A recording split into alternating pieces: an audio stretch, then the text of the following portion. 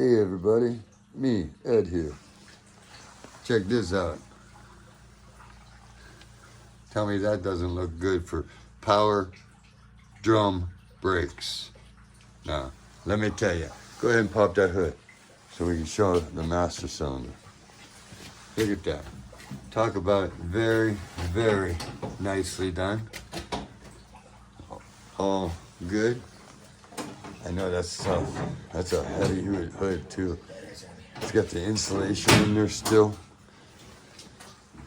Look at this, everybody. Brand new power booster and master cylinder. We're waiting for the classy tubes to get the die set for the pre-bent brake lines for all. As you can see, there's a 430 for two-stage, stage 2, 4-barrel. We got to put the spring on there. It's just sitting there, but that's about it. And we got to get the stud for the top of the air cleaner and the wing nut. That's it.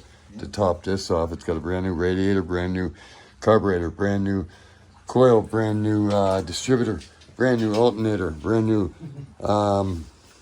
battery, brand new starter, brand new cables,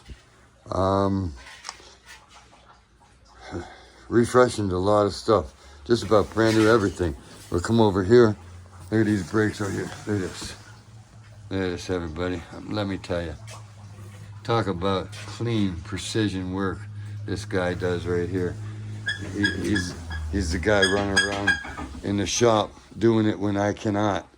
Let me run back to that back one, because we actually tackle the same things. Like what he don't do, I might do, or what I might do, not do, he might do. Look at this. Look at this. Very nice. We're getting ready to paint the exterior of the old drums. Look at that car. Look at that shine. 1969. Beautiful Wildcat. Look at this.